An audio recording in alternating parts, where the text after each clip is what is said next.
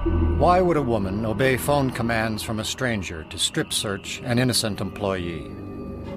She pretty much got this victim trapped in the office, totally naked. But unless you're put in that situation, how do you know what you would do? You don't. Guilty. Guilty, sir. Guilty. Guilty. Why would 4 young men watch their friend die when they could have intervened to save him? Matt, stop breathing. This guy is in real trouble.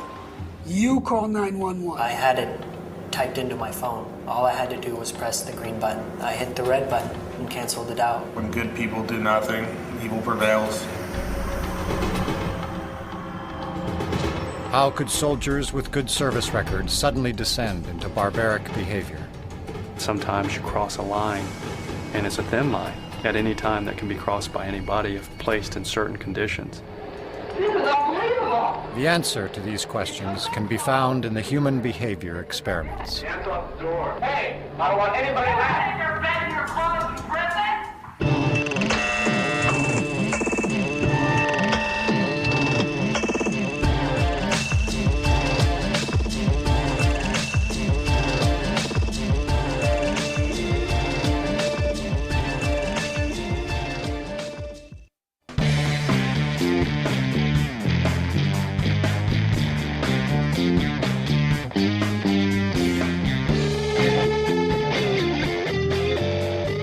In a unique period from the early 60s to the early 70s, a group of social scientists conducted a series of experiments examining the nature of human behavior and its relationship to social conventions and situations.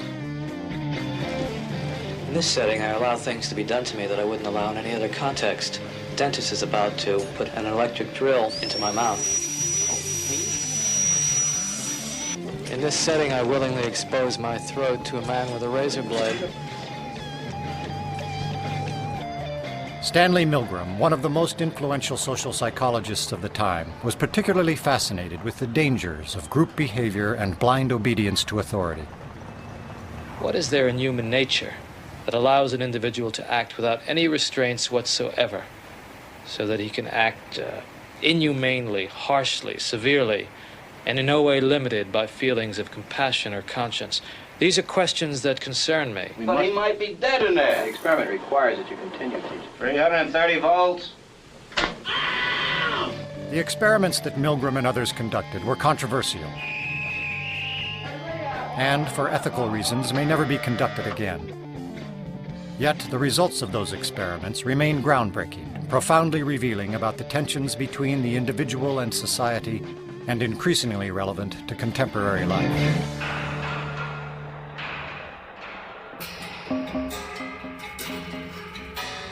In 1962, Stanley Milgram shocked the world with his study on obedience. To test his theories, he invented an electronic box that would become a window into human cruelty. In ascending order, a row of buttons marked the amount of voltage one person would inflict upon another. Milgram's original motive for the experiment was to understand the unthinkable, how the German people could permit the extermination of the Jews. When I learn of incidents such as the massacre of millions of men, women, and children perpetrated by the Nazis in World War II, how is it possible, I ask myself, that ordinary people, who are courteous and decent in everyday life, can act callously, inhumanely, without any limitations of conscience?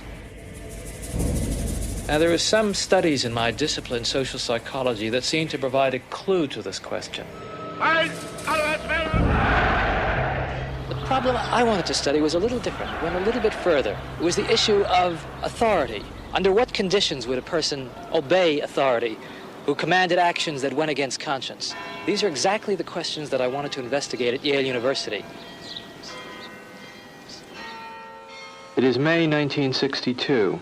An experiment is being conducted in the Elegant Interaction Laboratory at Yale University. The subjects are 40 males between the ages of 20 and 50 residing in the greater New Haven area. Psychologists have developed several theories to explain how people learn. One theory is that people learn things correctly whenever they get punished for making a mistake. 40 years later, Milgram's infamous experiment, obedience, is still taught in classrooms around the world. Would you open open those and tell me which of you is which, please?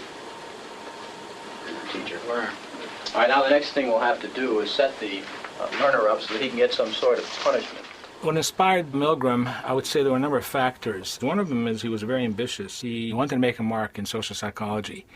And he wanted, as he wrote to one friend, he wanted to come up with the boldest experiment that he could think of. Would you roll up your right sleeve, please? This electrode is connected to the shock generator in the next room. And this electrode paste is to provide a good contact to avoid any blister or burn. Do you have any questions now before we go into the next room? About 2 years ago, I was in the Veterans Hospital in West Haven. And while there, they detected a heart condition. There's nothing serious, but as long as I'm having these shocks, how strong are they? How dangerous are they? Well, no, although they may be painful, they're not dangerous. Anything else? No, that's all. All right, teacher, would you take the test and be seated in front of the shock generator, please, in the next room? But the experiment was rigged. The victim was an accomplice of the experimenter. The victim, according to plan, provided many wrong answers.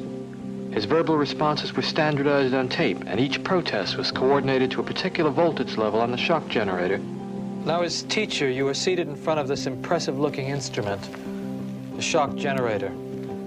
Its essential feature is a line of switches that goes from 15 volts to 450 volts, and a set of verbal designations that goes from slight shock to moderate shock, strong shock, very strong shock, intense shock, extreme intensity shock, and finally XXX, danger severe shock. Your job, the experimenter explains to you, is to teach the learner a simple word pair test. If he gets each answer correctly, fine, you move on to the next pair. But if he makes a mistake, you are instructed to give him an electric shock, starting with 15 volts. And you increase the shock 1 step on each error. Incorrect. You'll now get a shock of 105 volts. Hard head. Just how far can you go in this thing? As far as is necessary. What do you mean, as far as is necessary? Complete the test. Milgram was very much aware that obedience is a necessary ingredient for society to function. But he focused on the darker side of obedience. Incorrect. 150 volts. Sad face. Wait a minute. That's all. Get me out of here. I told you I had heart trouble. My heart's starting to bother me now. It's absolutely essential that you continue. You have no other choice, teacher. Oh, I have a lot of choices. My number one choice is that I wouldn't go on if I thought he was being harmed. Now, this man makes disobedience seem a very rational and simple deed. Now, other subjects respond quite differently to the experimenter's authority. Wrong. It's hair. 75 volts, Jim. You don't know. Please continue. Some psychologists were troubled by the ethics of it. Many, if not most subjects, found it a highly stressful, conflicted experience. People are stammering, stuttering, laughing hysterically, inappropriately. 150 volts. Experimenter. That's all. Get me out of here. I told you I had heart trouble. My heart's starting to bother me now. Get me out of here, please. Let me out of here. You have no right to keep me here. Let me out. Let me out of here. Let me out. Continue, please. Let me out of here. My heart's bothering me. Let Go me on. out. Let me out. Clearly, when we say people went to the top of the shock board, it wasn't like they were going blithely, sadistically. People went stop and go, stop and go. They were in a state of conflict, which created a tremendous amount of stress. So that was the main critique. This will be at 3:30.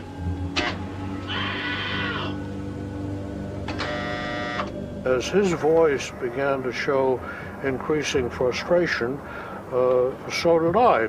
And I was really in a state of real conflict and agitation. One of Stanley Milgram's basic contributions was that you don't ask people what they would do given this hypothetical situation. You put them in the situation. Wrong. I'm up to 180 volts. Please continue, teacher. 180 volts. I can't stand the pain. Let me out of here. Can't stand it. I'm not going to kill that man today. According to Milgram, one of the things that's a prerequisite for carrying out acts that are evil is to shed responsibility from your shoulders and hand it over to the person in charge. I mean, who's going to take the responsibility if anything happens to that gentleman? I'm responsible for anything that happens here. Continue, please. All right, next one, slow. He didn't hold any gun to anybody's head. Just the fact that he conveyed a sense of authority. Roughly 60-65% of the people went all the way to the top of the shock board. 450 volts. That's it. Now continue using the last switch on the board, please. The 450 switch for each wrong answer. Continue, please. I'm not getting no answer. Don't the man's health mean anything? Whether the learner likes it or not, we must... But he might be dead in there. Milgram made the point, I think, very effectively, that the Nazis weren't all a bunch of psychopaths at Belsen and Dachau, that you could staff a death camp from the middle class in New Haven. Well, who was actually pushing the switch? I was. But he kept insisting. I told him no, but he said it got to keep going. What kind of obedience would Milgram get today if he were to do the experiment today? Probably about the same. Probably about the same. Why? I don't know. I think people are just inherently obedient. It just really shows like how far human beings will go to appease what they perceive to be an authority figure. Milgram has identified one of the constants, one of the universals of social behavior. The readiness to obey authority cuts across time. It's a constant. The other outstanding and distinctive thing about the obedience experiment is how much it has and keeps on permeating contemporary culture and thought. It's still with us in very, very important ways.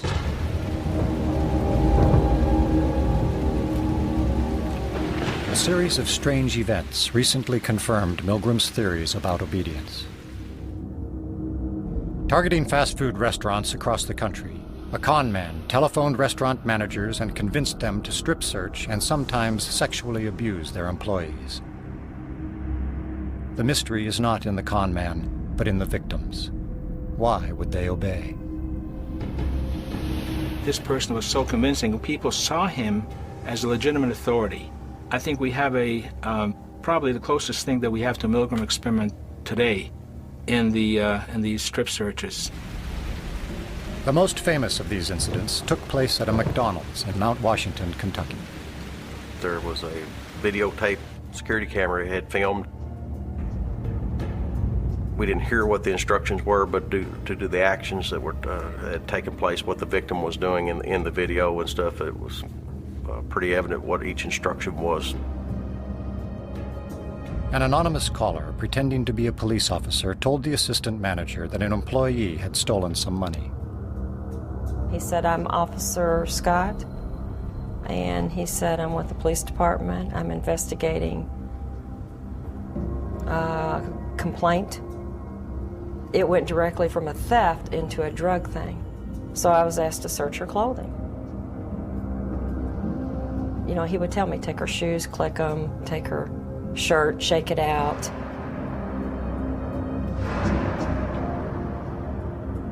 I know how it seems to people, but you weren't on the phone with him. The man has convinced 70 to 100 other places the very same thing. He's very good at what he does. Very good.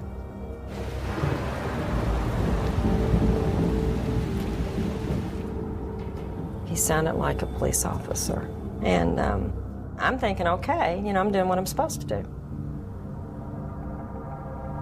He was getting some kind of satisfaction by being an authoritative figure and telling people what to do, and then realizing by the phone conversation that they were actually doing what he said.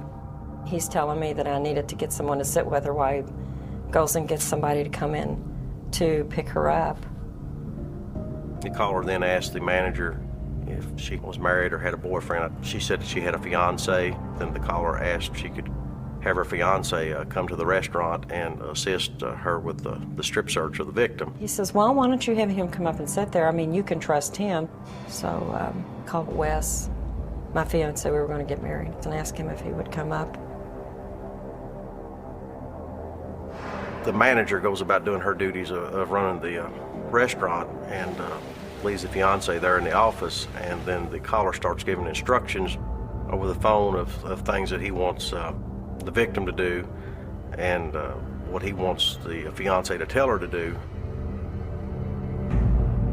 have her remove her apron and instructed to do jumping jacks and jog in place and several more things. She was still in high school. The kind of person she was actually graduating the top 10 in her class. And she was scared of being in trouble with the police, so she sort of just went along and did whatever the fiance told her to do because she didn't want to be in trouble for anything. During all this time, I'm working. I'm running the floor, I'm getting change, and then when I would walk into the office to get the change or whatever I had to get, Wes would be sitting where he was when I left, and she was sitting where she was, and no one said anything. After over 2.5 hours, Summer's fiancé, Walter Nix, did something that was unthinkable. Complying with the instructions of the caller, he ordered the employee to perform a sexual act. There's no way that I could take away from what happened to her. A lot of people, look at you and go, well, you're a nut, you should be strung up. I've had it even said to me. But it's really hard because you weren't there.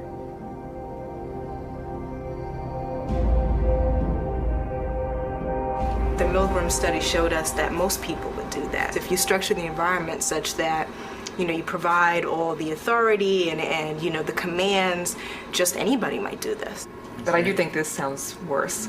You think this is worse than what Milgram did? With the Milgram, there was somebody sitting right there and instructing them. If they hesitated, they could turn, and then somebody could encourage them, and they could sort of maybe psychologically leave that responsibility on that other person. But in this case, the police officer's on the phone. He's not standing there. Exactly. It's a very good point.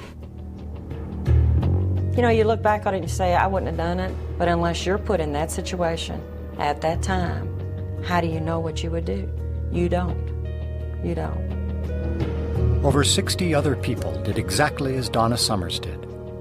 Why is it so easy for us to obey orders even when we know they are wrong? Why are we willing to inflict pain on others if someone else takes responsibility? There's nothing more difficult for people to violate a social structure which all participants have initially accepted. It reminds me of a situation that once occurred in South America. I was in an airplane. The pilot came into the plane. He was drunk. He was reeling toward the cockpit. Passengers looked at each other, but no one got up. No one said to the pilot, "You're drunk. We can't fly in this plane." There are a set of pressures that keep you in the role that you've initially accepted.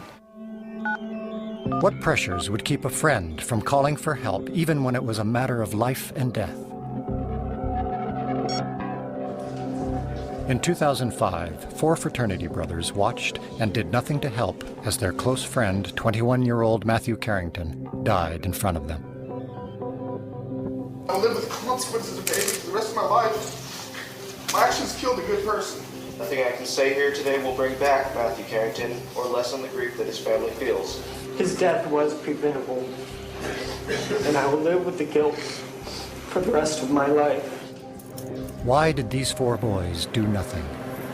Every time I think about it, the feelings rush back, and the idea of what if just stands there in the corner, just not leaving.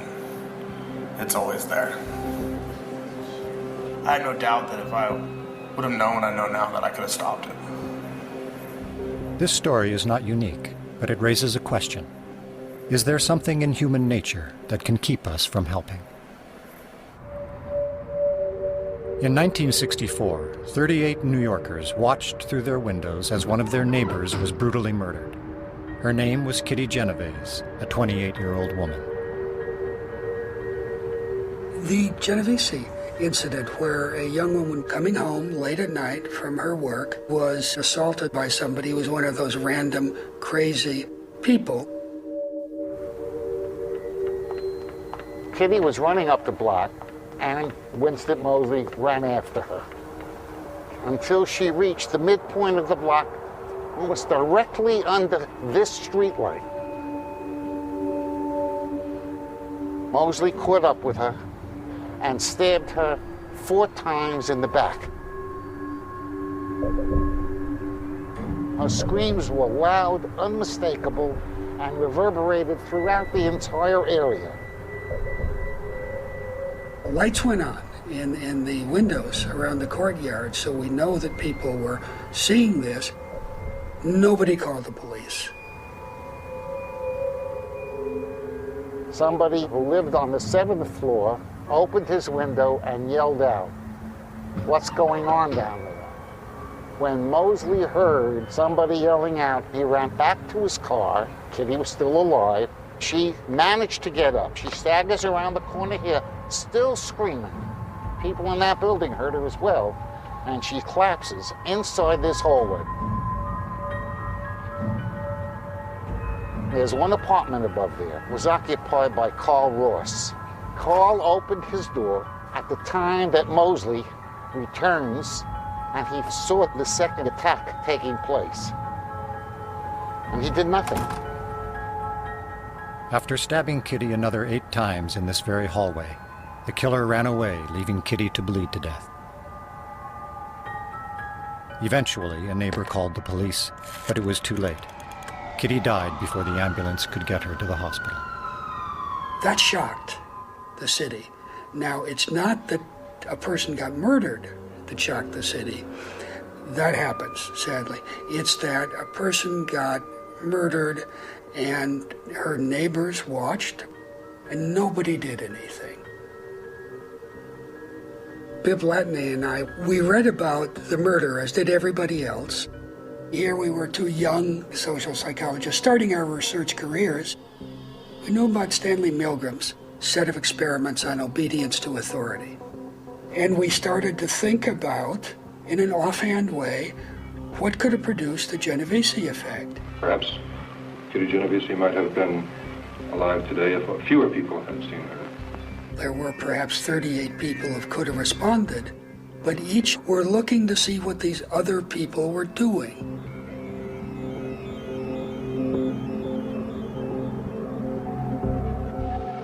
We decided to try to create a relatively ambiguous situation in which we could see how people responded.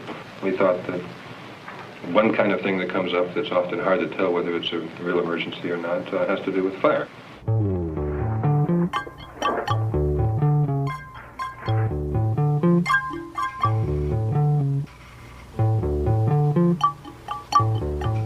You see smoke coming through the vent, and it is ambiguous. What do you do? There's smoke coming out from under the door in that room where I was filling out the questionnaire. Almost everybody does that if they face the smoke alone.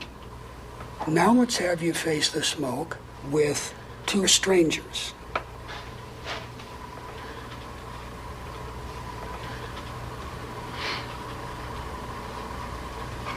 One person can be seen glancing at the other.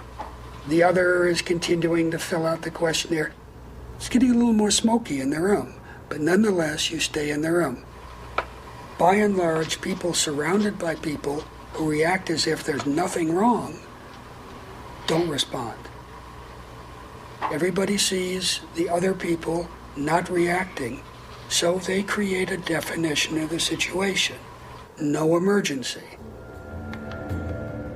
To test their theories about how groups and individuals respond differently to a crisis, Darley and Latney conducted a second experiment. This time, the emergency was clearly defined. First of all, I would like to thank the 2 of you for being here today to help out in this study. In this experiment, one student was asked to communicate via intercom with another student down the hall. If somebody, give me a little help here, because I'm having a problem. I've got one of these things coming on. What sounded like a real seizure in the subject's headphones was just a tape recording of an actor playing a role for the experiment. If somebody would give me a little help, hello? Could somebody help? If you knew there was nobody else but you to help, you got up, you opened the door of your room, and you headed off to find the person. On the other hand, if there were 3 or 4 other people present who you heard, I would like to thank the 3 of you for being here today to help us with this study. We are interested in learning. You are much less likely to respond yourself. Somebody give me a little help here. I'm having a real problem right now. Help me out. The responsibility any individual feels for helping is diffused when there are other people who could also help. So what can we say back to the bystanders in the Genovese situation? The first thing we can say, I think, is they got a bum rap. They were reacting the way that you or me might react in those situations. There have been many incidents like the Genovese incident since then, and there have been many incidents in which people who could help don't help.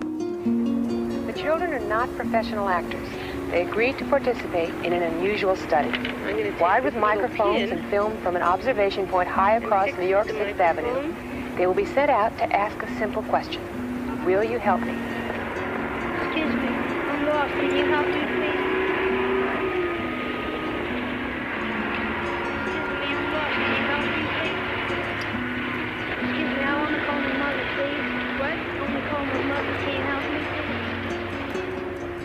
We are all creatures of socialization, and socialization is what teaches us to pay attention to what other people do when they're responding to a situation.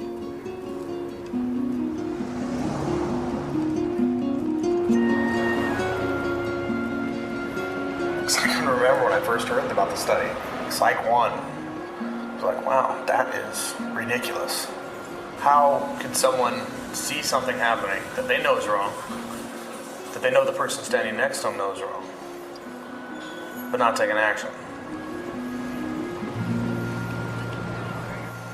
It's sickening to know that I took part in it, that I could have just been the one that stood up.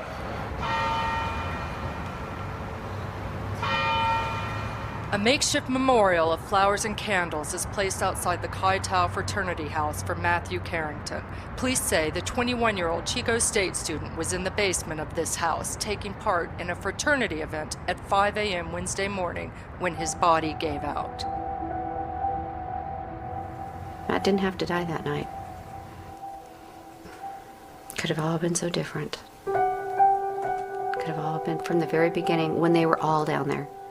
When there was a room full of guys. It went wrong before they all left. Matthew Carrington joined a fraternity and was undergoing hazing during the spring semester of his junior year. Pledge Class 2004. Cal Poly San Luis Obispo. And these are our little pledge brothers and shit right here. He wanted to join because he would get to meet people. He's kind of shy, you know, networking and such when you're older. I mean, you've got brothers and houses in every college all over the country, so. They did some pretty silly things, more embarrassing than causing anybody any harm.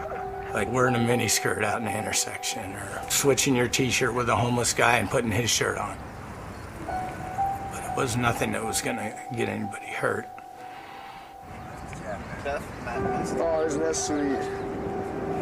How did these seemingly harmless pranks escalate to the point where Matthew died? Basically, it was the third night, what the fraternity called Inspiration Week, what the pledges call Hell Week. The pledges, Mike and Matt, were brought into the basement, and the first thing they did was to undergo some grueling physical calisthenics. The young men were then given a 5-gallon water jug, which in itself weighed about 42 pounds, and were told to stand up on a narrow bench, stand on one foot, and to drink as much as they possibly could. Matthew at some point became nauseated, vomited, became increasingly confused. The kidneys can only handle so much water, and indeed you can poison yourself. When you're drinking water and you're acting drunk, okay, something's not right. You know? When you're slurring your words, when you're, you know, you can't manipulate things like you normally, something's wrong. Gabriel Mastretti and J.P. Fickus came in at some point and they were both intoxicated. Mastretti was excessively intoxicated and they basically took over. Actually, to tell you the truth, I don't remember most of it. Fortunately, I was pretty intoxicated when it happened. I remember making him do push-ups. I don't remember why. Matt was at a point where he couldn't do any more push-ups. He just all of a sudden dropped, and it just seemed like his whole body just tensed up. You've got, well, at this point, 4 boys down there. It just makes me sick that they didn't think. They didn't think something's wrong. So why can't someone say stop? What could happen is if one person says, this guy is in real trouble, you call 911, you do this, you do that. Everybody will buy that definition, will start to react, will be helpful. The thing is balanced on a knife edge, but sometimes it falls and nothing happens. His hips moved a little bit and he just seized up. And Mike said, oh my God, I think he bit his tongue. And then he said, somebody needs to call an ambulance. I was turning on my cell phone when I was not walking down the stairs and was typing in 911 when I saw Mike at the bottom of the stairs. I had it typed into my phone. All I had to do was press the green button. And he said, it's okay, you don't need to call 911. Matt's just sleeping. You know, I hit the red button and canceled it out. And he was snoring. It just sounded like he was snoring. I remember that thoroughly. I remember the sound of him snoring. I remember thinking, no, he's sleeping. The snoring was certainly not sleeping. It would have been a result of water intoxication and a pulmonary edema, which is basically the lungs filling with fluid.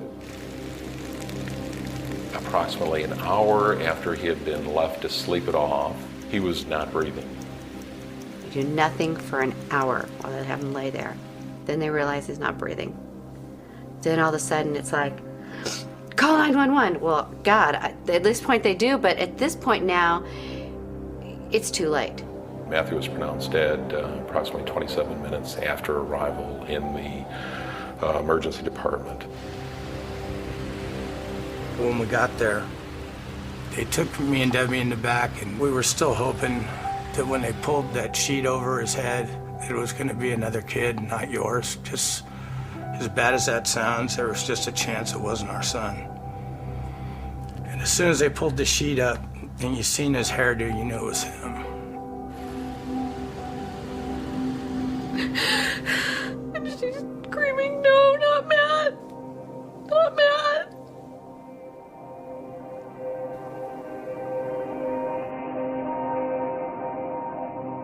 The 4 ringleaders in the fraternity hazing and torture death of 21-year-old Chico State student Matthew Carrington accepted responsibility.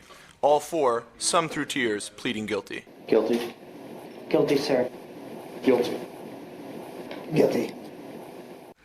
All 4 were given jail time. Most culpable, 22-year-old Gabriel Maestretti, sentenced to a year in jail for involuntary manslaughter. 25-year-old Jerry Lim and 19-year-old John Fickus sentenced to 6 months as accessories to manslaughter. Matt trusted him to help him out if he was going to get in trouble, because he wasn't worried about getting into trouble with just drinking water. When it was time for help, they didn't step up, and he didn't get any help. Nearly a year after Matthew's death, Debbie visits 3 of the 4 fraternity brothers who remain in jail, serving time for involuntary manslaughter. I don't think they're bad kids. I think they just made bad choices and a terrible, terrible mistake, you know, that we're all going to live with for the rest of our lives.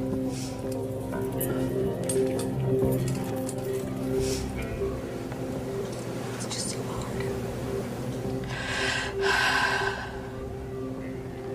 I start all my days crying for Matt because I just miss him so much. And I think of all of you guys. I think of the pain that you must be feeling, having to live with him.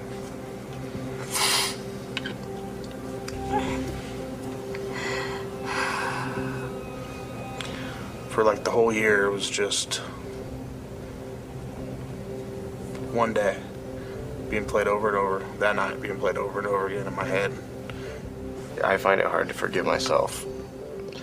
I don't know, it's like the only thing that makes me feel better is to like hate myself. It's sad in of itself that you want retribution just so it can be over with.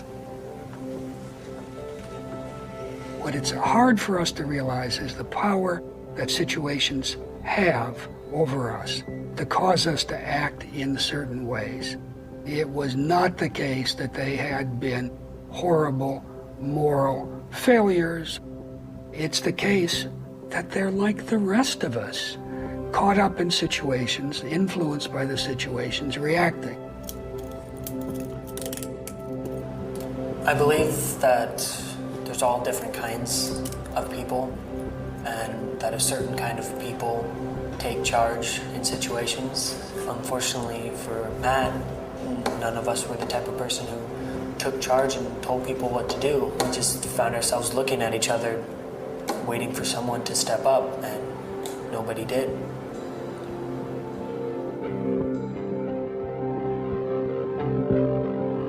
One of the illusions about human behavior is that it stems entirely from personality or character.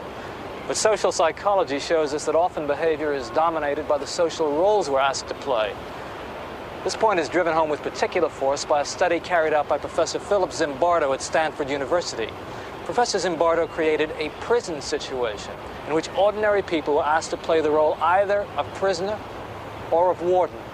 Then he observed what happened. In 1971, in the basement of the psychology department of Stanford University, a mock prison was created. It rivaled all social psychology experiments in controversy.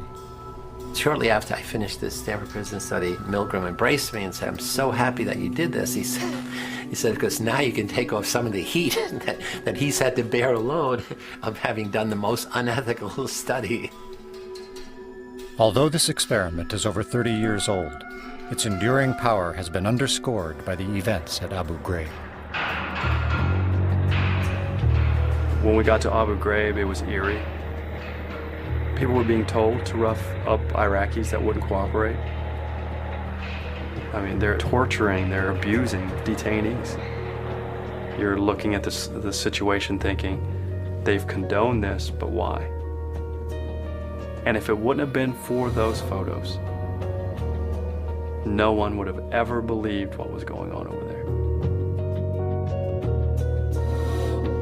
When I first saw the pictures, immediately a sense of familiarity struck me, because I knew that I had been there before. I'd been in this type of situation. I knew what was going on in my mind. The photographs were strikingly familiar to the photographs that we had taken, many of the photographs I had taken in the prison study. We didn't do any of the stuff that you see in Abu Ghraib where they, get into a big pile or something like that. But I certainly subjected them to all kinds of humiliations. I don't know where I would have stopped myself. Given enough time, we could have got there. When the images of the abuse and torture in Abu Ghraib were revealed, immediately the military went on the defensive, saying, it's a few bad apples. When we see somebody doing bad things, we assume they're bad people to begin with. But what we know in our study is there are a set of social psychological variables that can make ordinary people do things they never could imagine doing. At Abu Ghraib, ordinary people perpetrated extraordinary abuses. To understand why, it helps to reach back to the lessons of Zimbardo's experiment, how people respond to a cruel environment without clear rules.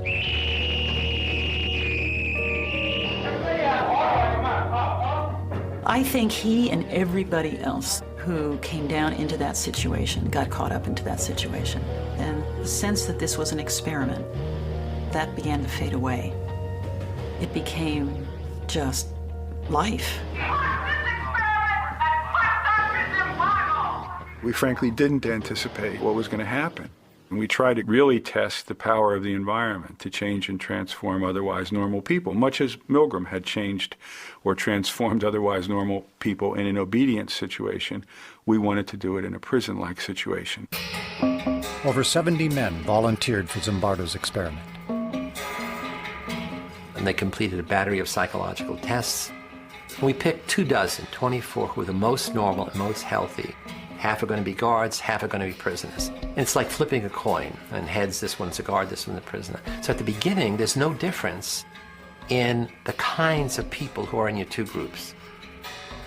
When we were given our jobs as guards, we were issued a uniform, which was a plain sort of khaki or lighter colored uniform. And then we gave them the symbols of power, handcuffs, a whistle, a big billy club. And then the other thing we gave them were silver-reflecting sunglasses. When you have mirror sunglasses on, then nobody can see your eyeballs. I think that anytime you put on what essentially is a mask, and you mask your identity, then it allows you to behave in ways that you would not behave if you didn't have the mask on. To make it more realistic, I had arranged with this Palo Alto Police Department to make mock arrests. When I was arrested, it was a surprise to me.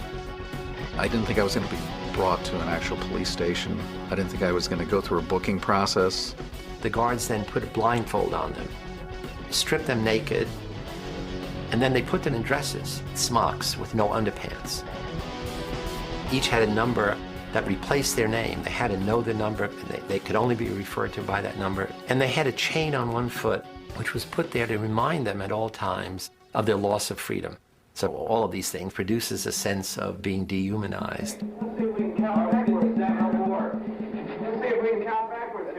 On the first day, I said, this is not going to work. I mean, the guards felt awkward giving orders, and they'd say, okay, line up, repeat your numbers, and the prisoners start giggling. Hey, I don't want anybody laughing. 3, 2, 1. And then a very interesting thing happened. Dave Eshelman, who the prisoner's named John Wayne, like he's a Wild West cowboy, he begins to be more extreme.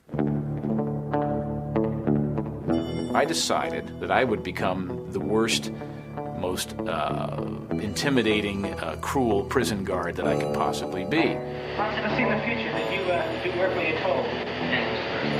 Say it again. Say bless you, correctional officer. I was sort of fascinated myself that people were believing the act, and I was trying to see how far I could take it before somebody would say, okay, that's enough, stop. We did have to do things like push-ups. We would have to sing things. At the beginning, we protested some of the actions. We did things to irritate the guards.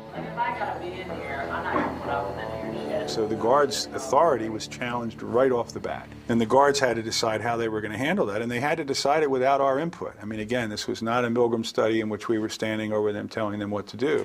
And they began to see the prisoners' behavior as a kind of an affront to their authority, and they began to push back.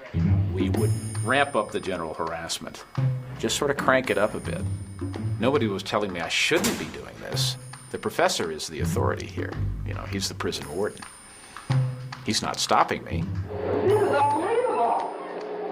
They took our clothes. Hands off the door.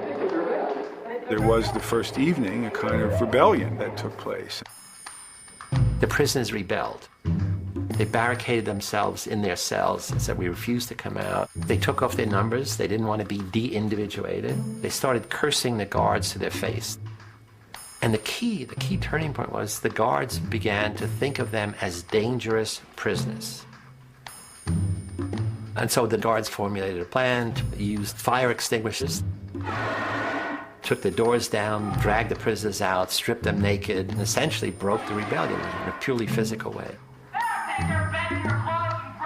From that point on, the study was as remarkable a series of events as I've ever seen. It was a real laboratory for Zimbardo and I to watch human nature transformed in a very rapid way in the face of a very powerful situation. People really suffered. I mean, guards did terrible things to the prisoners. They punished them by putting them in solitary confinement, which was a small closet. You could squat or stand, but you couldn't sit, and it was dark and dank, actually. Every hour, every day, there's a teeny little bit more of an increment. And they're stepping up, taunting the prisoners. They're stepping up. The count's not letting them sleep. They're stepping up. I don't think from 1 minute to the next, the people who are in it see the change and see the difference. You got a nice friend. You can hear him. It's going to see who was the genome packet. And then the next key thing happened beside the rebellion. Prisoner 8612, he was the first one to have an emotional breakdown. I feel really fucked up inside. You don't know. I gotta go. To a doctor, anything. I mean, Jesus Christ, I'm burning up inside. Don't you know? I'm fucked up. I don't know how to explain it. I'm all fucked up inside. Help now! At the time, if you had questioned me about the effect I was having, I would say, well, you know, they must be a wimp. They're weak or they're faking. Because I wouldn't have believed that what I was doing could actually cause somebody to have a nervous breakdown. It was just us sort of getting our jollies with it. You know, let's be like puppeteers here. Let's make these people do things. What if I told you to get down on that floor and fuck the floor? What would you do then? The guards now began to escalate their use of power. Some of them had prisoners clean out toilet bowls with their bare hands.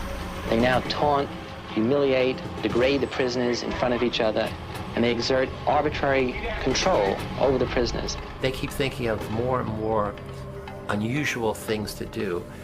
And very soon after the fourth day, things begin to turn sexual. You be the bride of Frankenstein, and you be Frankenstein. I want you to walk over here like Frankenstein and say that you love the true man. If you want to fully sort of humiliate somebody, then you want to get them in those things where their biggest fears are. And a lot of us have a lot of sexual hang-ups, and so that was part of that effort to humiliate them even further. Get up, Lord. I love you, true man. I love you, true man. You're my true man, who gets out here and do 10 push-ups? The guards knew that had the coin come up heads rather than tails, they would have had the dress on rather than the uniform on. They knew that. So they certainly knew that the prisoners who were being mistreated had done nothing wrong to deserve the mistreatment. And yet the roles themselves were so powerful and the environment itself was so powerful that they ended up punishing those prisoners as though they had done something wrong. Prisoner 819 did a bad thing. We were told to chant something about how he was a bad prisoner. And at the time I went along with it, I'm thinking, what does this matter? We don't believe this, but we can go along and chant it. Because of what prisoner 819 did, myself is a mess. Because of what prisoner 819 did, myself is a mess. That night, he had a breakdown. Every day after that, another prisoner broke down in a similar way. Broke down, I mean, extreme stress reaction. We released another one on Tuesday, Wednesday, Thursday. Nobody who was in that study could deny that the prisoner breakdowns were genuine. They were scary to see. They were upsetting to us. They were unexpected, but they were very clearly the real thing. At some level, we understood that something was happening that we were no longer in control of. It was damaging people. We didn't quite have a grasp on what to do about it. One of the mistakes we made was that we hadn't built in time to step back and to look at what was happening and call it what it was, which was mistreatment. We were caught up in the events that were taking place. Or you can keep your blankets, and 416 will stay in another day. We got 3, guess one. Keep your blankets, 416, you're going to be in there for a while. So just get used to it. On the 5th day of the study, Zimbardo invited his girlfriend, recent psychology graduate Christina Maslach, to visit the mock prison. I had heard bits and pieces from Phil about what was going on. And then when I was down there that evening, it really was kind of a wow. The thing that really got to me was when some of the guards took the prisoners down the hall to the men's room. She looks out and sees a line of the prisoners with paper bags over their heads, each one holding the other one's shoulder. And they're leading them down the hall. And Phil comes over and look, you know, my God, look at that. And I looked up and something about it just, you know, again, it was the dehumanizing, demeaning kind of treatment. I couldn't watch it. And she said, it's terrible what you're doing to those boys. And she got tears in her eyes. I said, what? And she runs out.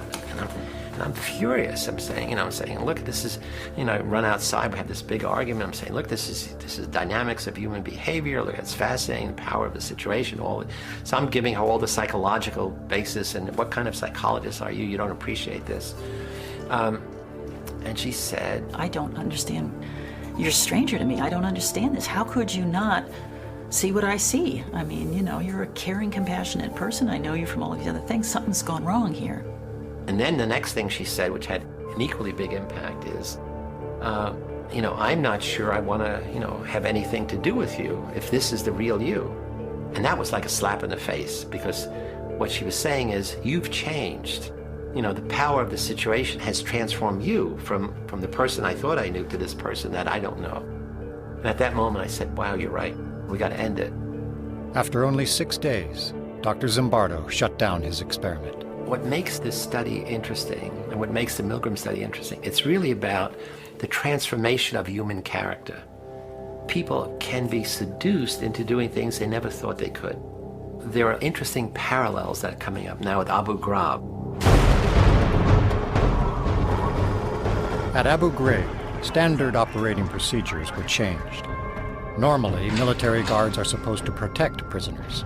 Suddenly, they were asked to soften them up for interrogators. We were never trained to be prison guards. The higher-ups said, use your imagination. Break them. We want them broke by the time we get back. As soon as we'd have prisoners come in, sandbags instantly over their head. And they would flexi-cuff them, throw them down to the ground. Some would be stripped. It was told to all of us, they're nothing but dogs. So you start breeding that picture to people, then all of a sudden you start looking at these people as less than human, and you start doing things to them you would never dream of. And that's where it got scary. Tier 1A was where a lot of the stuff started happening, and that's what Tier Specialist Grainer was in charge of. One evening, after he got off of his shift, he was hoarse. I said, Grainer, are you getting sick? And he goes, no. And I said, well, what's going on? And he says, well, I'm having to yell and do things to detainees that I feel are morally and ethically wrong. What do you think I should do? I said, then don't do them. And he goes, I don't have a choice. And I said, what do you mean? He says, well, every time a bomb goes off outside the wire or outside the fence, they come in and they tell me that's another American losing their life, and unless you help us, their blood's on your hands as well.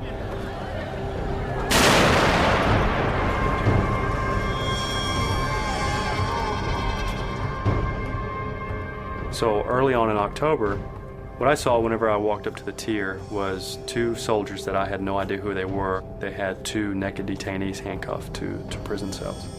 They were telling him to confess, confess, confess. He would swat him on the behind with a water bottle. So then after they did that, they handcuffed him together in what appeared to be sexual position.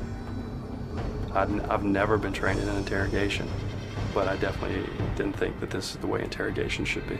And so I reported it to my lieutenant. Basically, telling him military intelligence is doing some pretty weird things with naked detainees, and he seemed not to care. Whenever there's a system, there are perpetrators of evil. There's the people who do bad things, like at Abu Ghraib, the guards. But the top administration gives permission, either implicitly or explicitly. They didn't say put him in a pyramid, but they gave them general permission to do whatever they had to do to get confessions. They may well be given missions in connection with this overall task strategy. We also have to work the dark side, if you will. We're going to spend time in the shadows.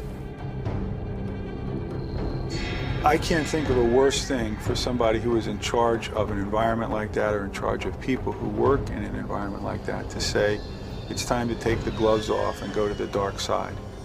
Those kinds of institutional environments create pressures on people to head to the dark side anyway. I mean, we learned this in the prison study. Those environments elicit the worst from good people.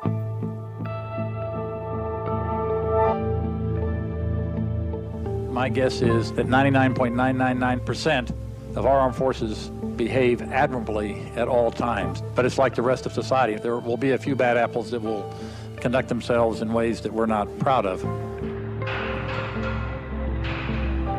Were there a few bad apples? No. What was bad was the barrel. Who made the barrel? This whole chain of command. I feel terrible about what happened to these Iraqi detainees. They were in U.S. custody.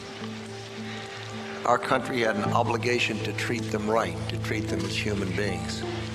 We didn't do that. That was wrong. Prior to the Abu Ghraib scandal, Donald Rumsfeld had personally approved a menu of interrogation techniques, including dogs, stress positions, and nudity, that violated long-standing military rules. When you follow an order, you got to be held accountable as well. But the ones that hold the key to that door, the ones that ask you to walk through that door, hold a higher accountability because they know better. I know the situation very closely now because I was an expert witness for one of those guards, Chip Frederick, exemplary soldier, 9 medals, model father, husband, patriot, normal, healthy, no sadistic tendencies. Nothing that would indicate he was anything other than an ordinary good guy. And he gets into this place and he is totally corrupted. Sometimes you cross a line, and it's a thin line. At any time that can be crossed by anybody if placed in certain conditions. I think it's a hard conclusion from all of the research evidence to sort of say there's nothing inherent in who you are that would necessarily say, I'm safe, I will never cross the line. That research was done 30-something years ago. This is not news, The lessons that were learned, it's been in textbooks, it's been taught in psychology courses. Other research, Milgram, all of these other studies are pointing to those same conclusions. It is the rare person who's able to be in that situation and resist. It's the majority who conform, who comply, who obey authority, who do these things. And that's what nobody wants to hear. We want to all think we're heroes. If we were in that situation, we'd be different. Maybe that's true. But heroes are rare in any society. They are the exception. The rule is the majority. The rule is the base rate is what the average person would do. And so the big message from the Stanford Prison Experiment, big message from the Milgram Obedience Study, from many of these other studies, is that if you imagine yourself in those being a participant in the studies, you have to say, it's likely I would do what the majority did. And I'm not that special. I'm an ordinary person. They were ordinary people.